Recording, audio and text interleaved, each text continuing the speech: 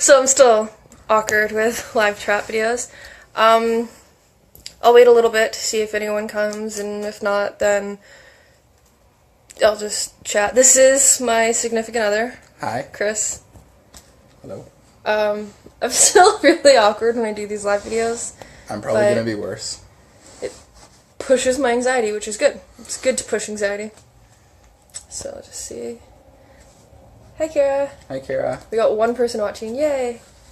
Okay. How's it going? It's so awkward. I'm just like, oh god, live videos. Anyways. How are you? So, by the way, this is how live videos work. I know you don't know them, but... this is my first time on live video. Yeah, you got the... where you view... that's how many people are viewing. Yeah, okay, how long cool. you've been on here for a minute, and it's got all these buttons here. He doesn't Facebook. He's weird. He doesn't go on Facebook. He's a weird one. So we're going to talk about relationships and friendships and anything someone who cares about you can do for you as someone with PTSD. We got a couple questions the other day on a post that were pre-asked so that we'd have something to talk about, not sitting here being like, I'm awkward. Yeah. So, do you want to read off the questions and then answer things? His shirt says, Chris, lift up your chin. Oh. Real men love cats, and it's a beard entirely made of cats. Yep. Because cats are That's awesome. the way we roll. Yeah. So, the first question we got was, what do I do to help her, comfort her when she gets her PTSD attacks? And I found the best thing that works is distractions. Either a cat. Cat's generally the best option for her. Disney movies are also good. I don't make just Jamie laugh, by the way, when I laugh. Everyone laughs when I laugh, but I get nervous when I laugh, so I'm a nervous laugher, which works for me, by the way. When I go in for job interviews or talking to new people, I can't help but smile, which is a great thing because I look friendly even though I'm like, no, oh god, it's humans. Anyways, I cut you off, sorry. We get used to it. It's the way it goes around here. I'm ADHD, so I just blurt a lot. Okay. Anyway, so the PTSD attack is generally triggered by some sort of input, so your triggers. And the best way to subside the attack is to introduce a different sensory input that is calming. Hello, new people. Chase's case, that's holding and petting a cat or any one of our pets or watching a Disney movie. Well, not any one of our pets. You put the gecko in my hands and I'm going to be like, I don't want to hold him right now. It's too complicated. Well, yeah, but the cats. The cat. They're fuzzy. Pet something fuzzy for me. Fuzzy things work. Yeah. I like fuzzy things. You can actually read off if you want to write out what you wrote. He wrote things down to prepare for the day because he likes to prepare. I have things. Yeah, he's got a lot of writing. Go ahead and read it off. If you want what you wrote to the thing. Sure. Because I really like the way you wrote it. Quickly remove or change the thing or things that are triggering the fear response. So, yeah, get rid of the triggers. That's the first step. And then... Which sometimes you are my trigger, though. So what do you do with that? Yeah, sometimes it's not easy. Sometimes I'm the trigger because... He's a man. That's kind of what it takes for me sometimes is... My connection is weak. Why is my connection weak? Like... Oh. Thank you. My connection's weak and I don't know why. Do you want to move this? Okay, it's working again. What? Is my connection okay for you, Kara? Is like, can you hear and see us fine? The connection said it was weak, so I don't know. I know, it said we had 3 viewers there for a minute. Oh. If I move my hand an inch that way, it seems to go weak. Anyways, continue on, please. Anyway, yes. In the moments where I find that I'm the trigger, I find it helps best if I leave for a few minutes and let her know that I'm going to text her through it. And, yeah, after the fear response subsides, that's where it's important to come back and help comfort and do breathing exercises, meditation, anything that helps calm you down and help reduce the physical symptoms of the panic attack, which can last 2 to 3 hours. So the racing heart, rack nerves, stuff like that. I like what you actually wrote out, because it says a lot of interesting things. Mm-hmm. Do you want to move to the living room? Just so we got better connection? Sure. So, hold on. We're going to move because my reptile room doesn't seem to want to work with us, but I like my reptiles.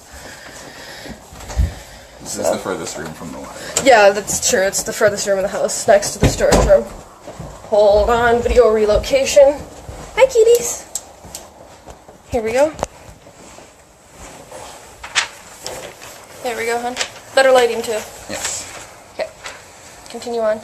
We're squishing Zap.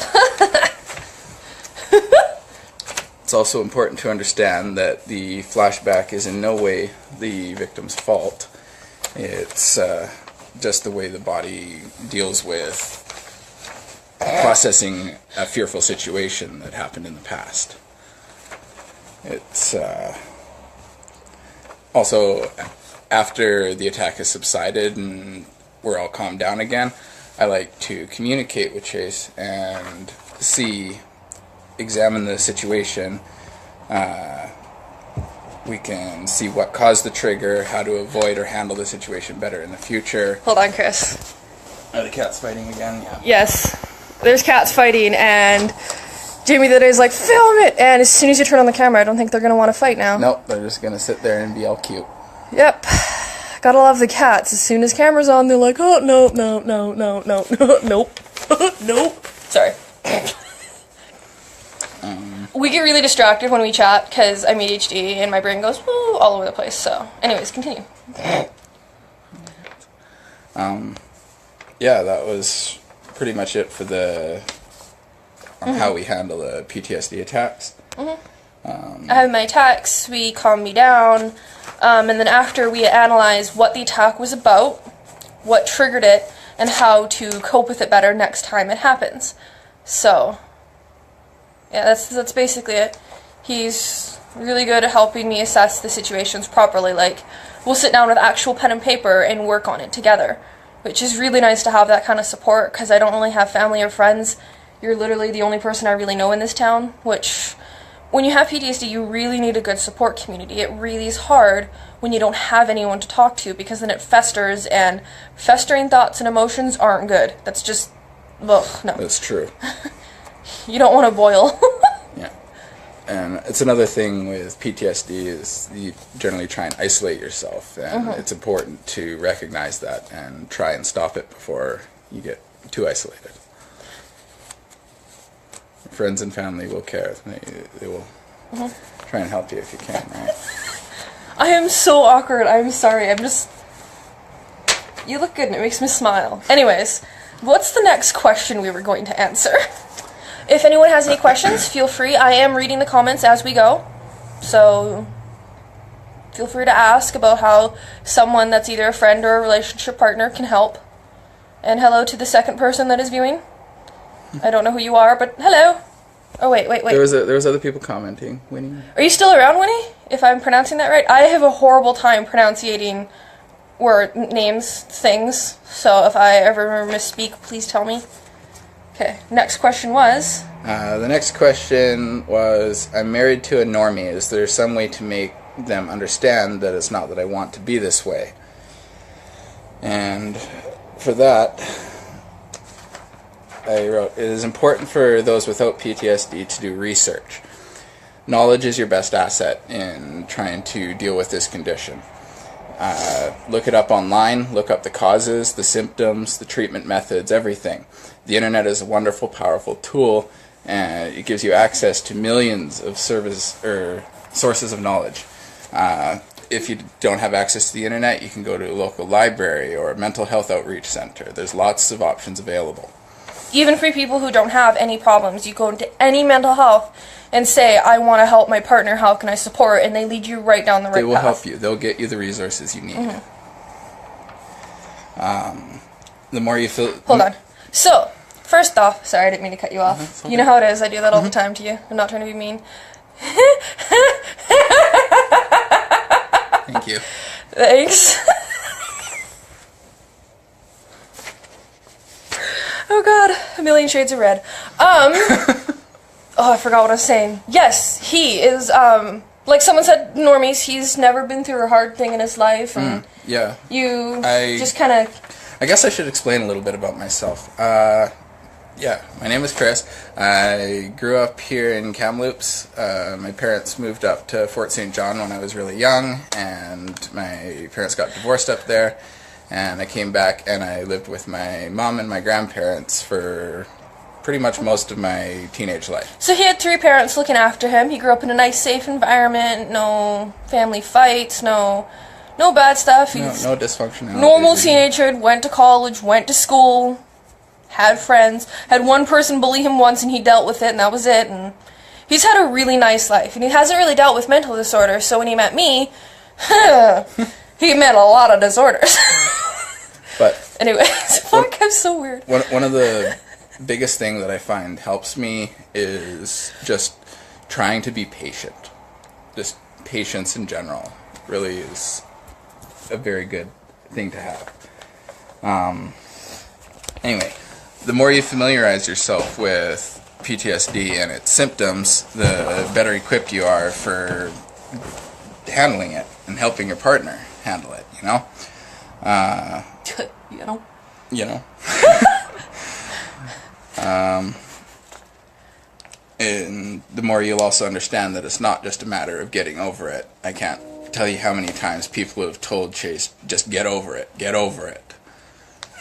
When they say get over it, I want to punch them in the face, because you can't just get over it. It's not just a matter of that, no. It's one of my biggest pet peeves, and someone's like, oh, PTSD is for military, or PTSD, just get over it. No. And especially my sister's like, oh, just get over it, it's just PTSD. And I'm like, well, Marcy, can you get over your autism? No, you can't just get over things. It doesn't work that way. Y'all are cute. Thanks. Oh, god damn it, Chris.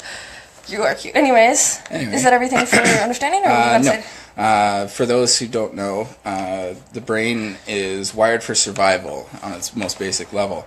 Flashbacks are the brain's way of assessing and reassessing a fearful situation in an effort to prepare you for that situation better in the future.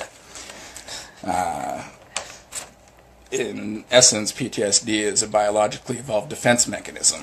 It's not a disease, it's not your fault, it's just the way we've adapted to a dangerous situation. We're just trying to survive, and it broke us a little, so I consider us stronger. Because if we got so strong that we broke, I'm pretty strong. Not every dangerous situation is going to trigger PTSD either. A lot of people... It depends what you're sensitive to. Like, in India, there's trigger warning here for people who are sensitive to things. In India, there's people that die and they are on the streets, so I've been told a lot by people that are from India. And there, dead people aren't really a bother. Here, it's a completely different culture, so it really depends how you grow up and what's really going to bother you. Connection is weak. Oh, shut your connection. I'm right next to the router. Anyways, but yeah. Usual stuff.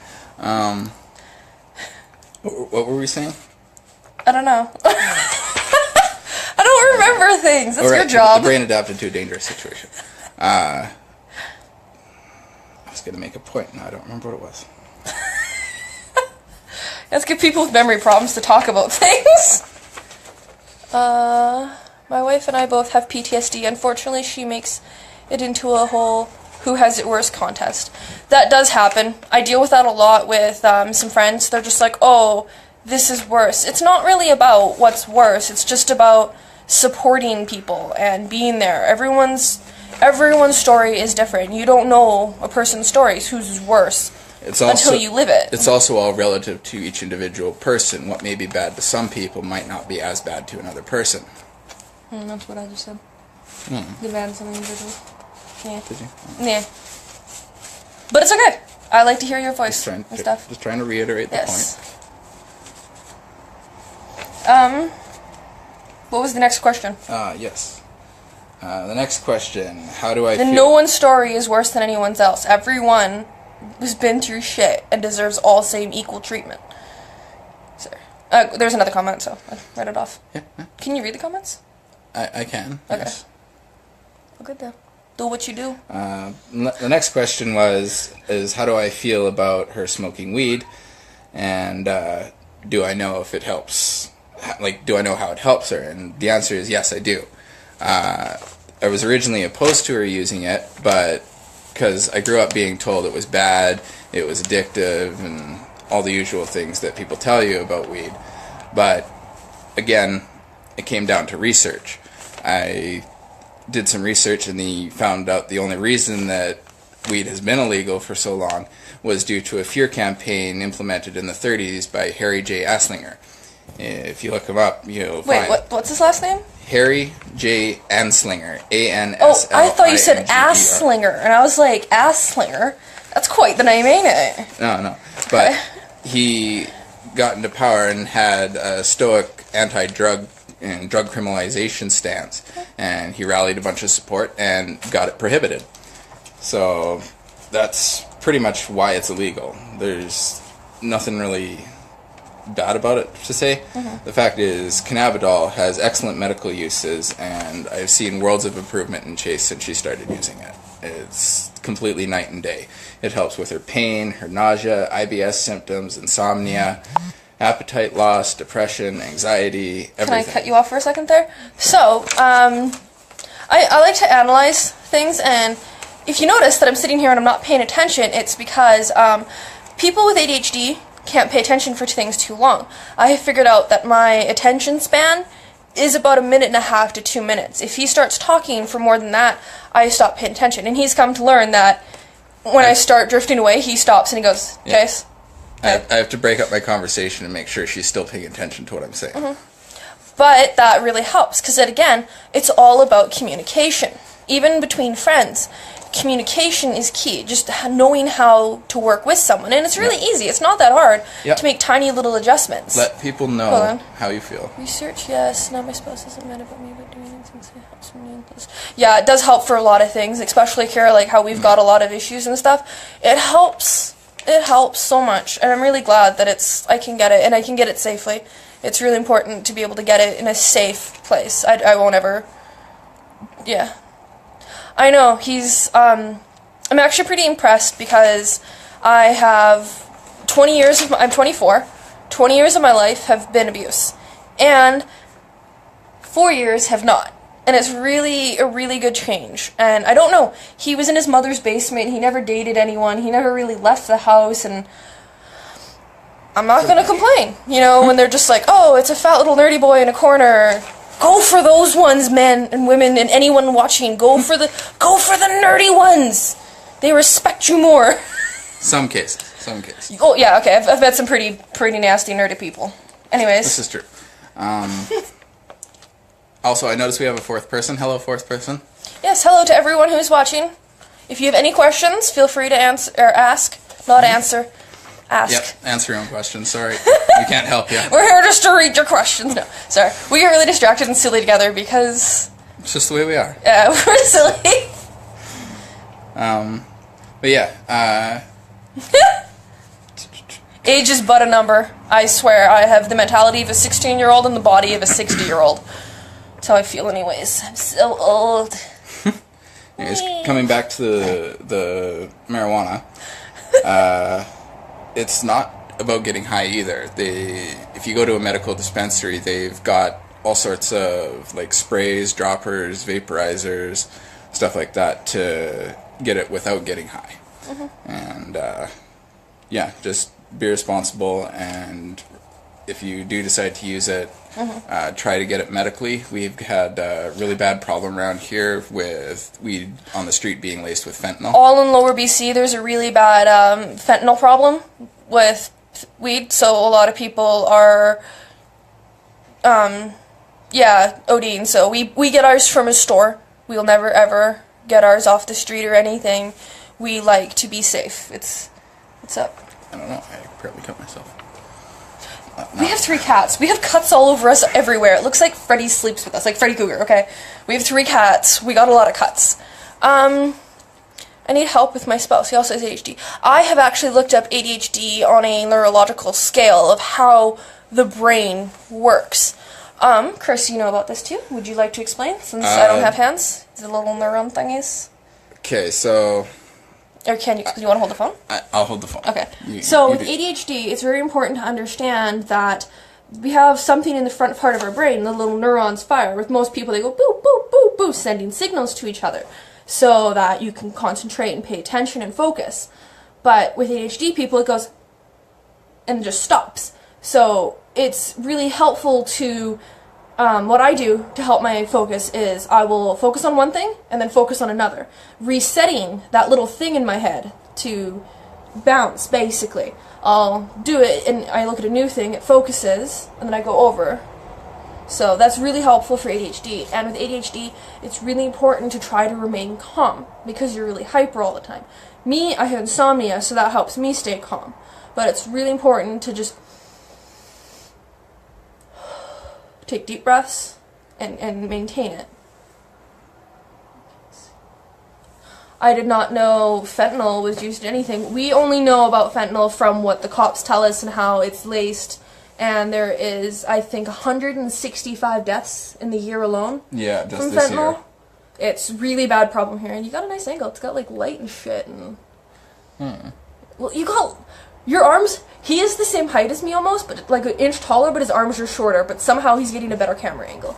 Anyways, yeah. We can talk more about ADHD if you'd like. It runs in my family, so I study it a lot. It's helpful. Like Kira's saying he won't search about it. He will deny he has it. Yeah. It's kind of hard to deny you have it, though. Because when you're all over the place, you're all over the place. But, yeah, like, I'm constantly interrupting him, and he's learned to just... I need to let her speak when she has to speak, or she'll forget what she's saying. I'll freaking forget saying things in the middle of a sentence. I'll be like, so blah... And I'll just do this weird face. During surgery or under anesthesia, they give it here in the United States. Huh. I did not know that. I went under anesthesia once, and it almost killed me, so I don't care for it. Sorry. I was getting sore. Yeah, it's okay. Yeah. You're okay. I gotta hold it again, Chris, because for some reason at your short arm length I can't read it, but my long arm length I can read it. I don't get it. Yeah, it's definitely a genetic thing that gets passed down. Best thing you can do is just learn to reset your focuses and try to remain calm. Also, a lot of people with ADHD also have anger problems, which explains something, by the way. Oh, yes. You learned that, and he's teaching me things that I don't even know sometimes. Another common symptom of PTSD is to have fits of rage, just where you feel angry and want to hit things, you know? So I'll just be like, "Arr!" randomly. What the fuck? She always thought it was part of her ADHD that caused that. Yes. I did have anger problems growing up, because, yeah. No, you don't need to go to a doctor for ADHD. I find that ADHD meds are, honestly, in my opinion, worse. What you can do for ADHD is working on it, because ADHD pills tend to just zombie people out, and I don't know, I find if you stifle someone who has ADHD, it just tends to take away their personality. Yeah, it keeps us calm, but in my opinion, that's why I'm against medical pills, like antidepressants and stuff like that, because I like to have a personality. So I'm only on literally life-saving medication. I don't take any others, but I use pot and it helps. In the right situations, medications can be helpful, but... Advils for migraines, anti-nauseants, things for pain. I can't get pain pills good enough for my doctors. They don't believe me when I say I'm in pain, so I smoke one up instead. Is there any questions from people?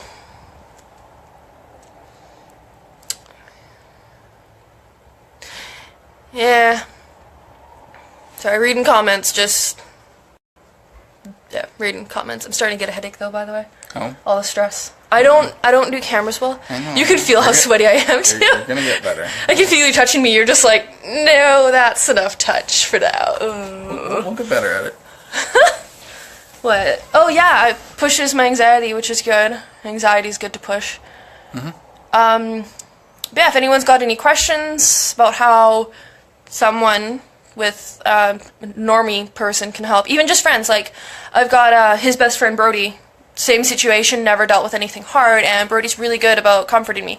He's really awkward. He just goes, there. Literally that much awkwardness, just pat, and just stares at me from across the room. Yep. But he tries, and knowing that someone's trying is definitely really relaxing. Like, knowing that he tries is really sweet. So. Not only that, but whenever you're having a bad day and he knows about it, he will draw you a nice funny picture. Mm-hmm. He'll send me funny things. It's nice. Okay.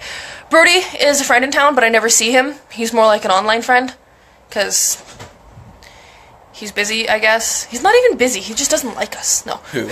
Brody. Brody likes us. I know, but he never comes over. Well, no, because he's busy. Exactly. But he works a part-time job at Walmart. We're busy. How busy is he? We're busy. That's true. We are very busy. I don't think people with ADHD moments of interrupting, but not the chase does it on purpose. Thank you for the hearts. I see them. Continue. Just patience, I guess. That's the best thing. Mm-hmm. Understanding that it's not me. I understand that you don't mean to interrupt me. I know that if I don't let you interrupt me, you'll forget what you're saying, and then I also get frustrated. And you also get frustrated, and I don't like seeing you frustrated. I just Sorry, I'm awkward now too. We're both awkward. He does deal with some anxiety because he's a nerd. Most nerds will deal with anxiety. It's just kind of the way us nerds go. We'd rather stay inside playing video games, and it's very important to develop social skills and go out when you're a kid. Total off topic here. A little bit of that, but. Total off topic here. Public schools have been a big thing converse-wise with people, like conversation-wise. Are public schools good or bad? The main thing I think public schools are good for is communication skills. But yeah, I just wanted to state that to learn communication is very important. I didn't learn communication growing up. It is surprising how much communication can, just a little bit of practice with it. I know it can be difficult at times, but yeah. I'm going to send you a friend request. That is okay. Feel free to send me a friend request. For anyone watching, I am here always, night and day. I made a vow to myself. Okay, totally sad story here. I was a little kid. I had no friends. I was really lonely, and I vowed to myself that I will be a friend to anyone who needs it.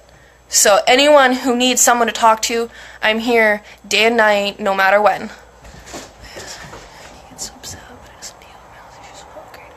Me and my girlfriend are taking a break because of behaviors because she can't handle it. Breaks are okay. Sorry, I get super awkward. I don't... Yeah. I'm already, like, sweating through my shirts because anxiety, which is weird. Yeah. Yeah, sorry to hear that. Yeah, Jeff and I have been talking a bit. Yeah. Talk. Oh. Sorry, our cats. Oh, so my bobcat hybrid grew up in a home with hardwood floors, and she realized on carpet you get better traction, so her favorite thing is running across the house at full speed. I don't even see her. I see from point A to point B, and that's it. She's just a blur the rest of the way. Having a bobcat is really cool. So, yeah. That's kind of how me and my abuser, the guy... I don't know what to call him, honestly, because I've had therapists tell me things that he wasn't... Yeah, I don't want to get into it, because I want to try to keep triggers down to a very low, but yeah, I understand, Kara. I was the same way. Yeah.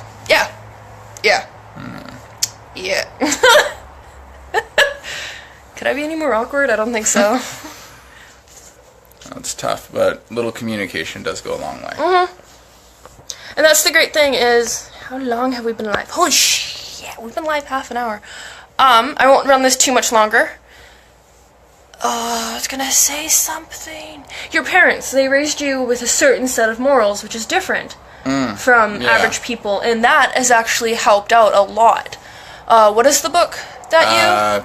It's John Gray's "Women Are from Mars, Men Are from Mars, Women Are from Venus," and it talks about the difference between men's brains and women's brains, and he actually does a whole book series, and it really helps enlighten certain ways that men and women can interact with each other without getting on each other's nerves and without causing issues and stuff like that.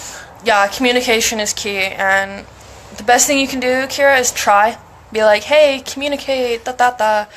Yeah, and he learned how to be very respectful, and he grew up in a whole different moral set. He wasn't also allowed off his street until, what, you were 16? Alright, bye, Brittany. Bye. You can feel free to message me anytime. I'm really awkward and terrible at holding conversation, but I'm here for you. So I'm in a silly mood because... Okay, totally dorky, but whenever he's around, I'm in a silly mood. Mm-hmm. Because... That's how we go. Yeah. I'm silly, she's silly. What can I say? Great sense of humor.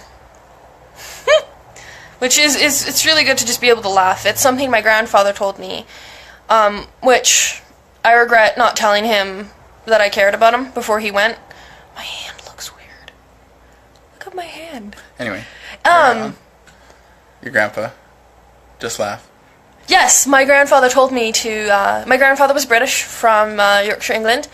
And I actually had a British accent growing up when I was around them because I picked it up. But I went through speech therapy and got rid of it. And I found out that my stutter is not from speech therapy. I have a social stutter. So... But yes, my grandfather told me no matter how hard it gets, always laugh. And it has definitely helped me through a lot of my shitty situations to just try to smile about it. But it does get hard to smile, but trust me when I say it does get better. I went through 20 years of bullshit before good shit started to happen, so sometimes it does take a while. But you'll get there. To everyone who watches this, even if it ends up on YouTube, you will get there.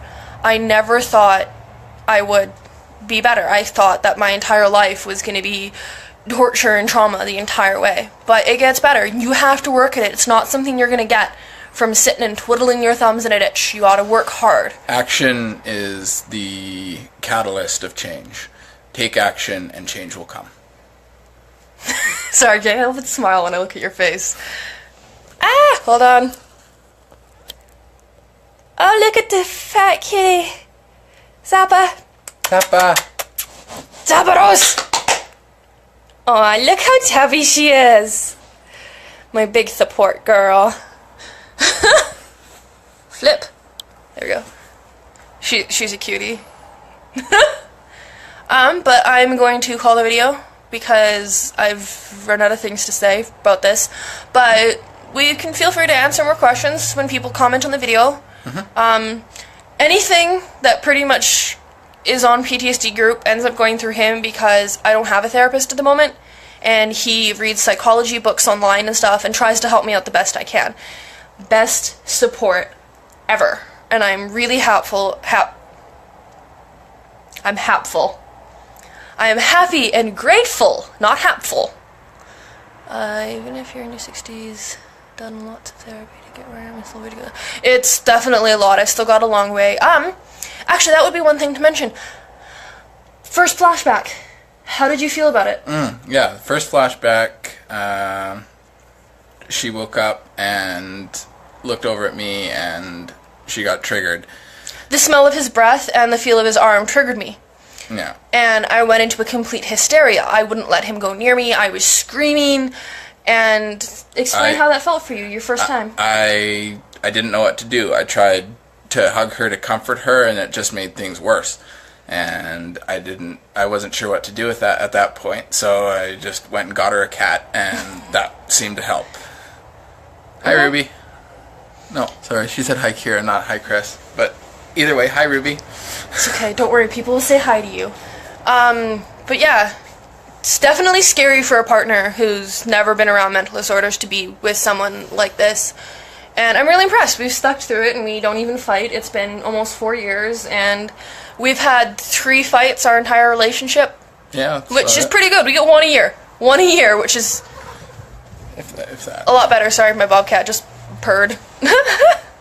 Conversation starter. 100 comments so far. Wow, 100 comments. Nice. She says hi to you now, so don't feel left out. Yeah, okay. Is there anything else you would like to say about how you helped me? Anything that you... or your experiences, how that you feel? What up, bro? I don't know. it can be taxing at times. I'm not going to lie. Caregiver exhaust. Yes. Explain that. That would be very helpful for anyone who has a partner that helps. It is very important for anyone who has a partner with mental illnesses to seek some help and support themselves. It is possible to burn out caring for someone to the point where you just give up and don't care anymore. And it's really hard when it gets to that point. But yeah, I reached out to my social support networks, and they helped me get through it, and she helped me get through it. It can be really tiring taking care of someone. He works a full-time job, and then he comes home and takes care of me. Sometimes his job has to get put on hold so he can take care of me, which I hate personally, but it's not my fault. It is my abuser's fault. So it's not my fault at all. I've come to accept that. And it's really hard with PTSD. You'll sit there and you'll be like, why does he get to go run around free? Or why am I the one being punished for this? It sucks. And you wonder if this is all your fault. It's not your fault. It takes two people to cause trauma. It takes two. Like, for car accidents, take two drivers. In a fight, with arguments, in a personal war, in a relationship, it takes two. With actual physical wars and violence, it takes two. Yeah. So it's never just your fault. Like, it's never your fault. Like, yeah. Shit happens, and it's important to remember, Yeah. Cool. It's not your fault, bro. Bro! Sorry, we're really silly. Anything else you'd like to talk about for how a normie helps a person that's like me? I've got problems. So. Keep an open mind. Open mind, understanding, and research is the best things you can do. Understanding, research, patience. Definitely research. I've never seen someone, even my mom's just like, doesn't bother researching. You wouldn't think, but researching... It helps you understand. It helps you understand it. It helps you. We have these brains. They're capable of great things, and people don't use them as much as they should. Yeah. Just in general. Anyways, we are going to go. It is getting really, really hot in here with anxiety. I am sweating, and I haven't had breakfast yet. So I am going to say goodbye. I have had a great time chatting with you all. Have a good day. I'll take... What? I'll take care. I'll take care!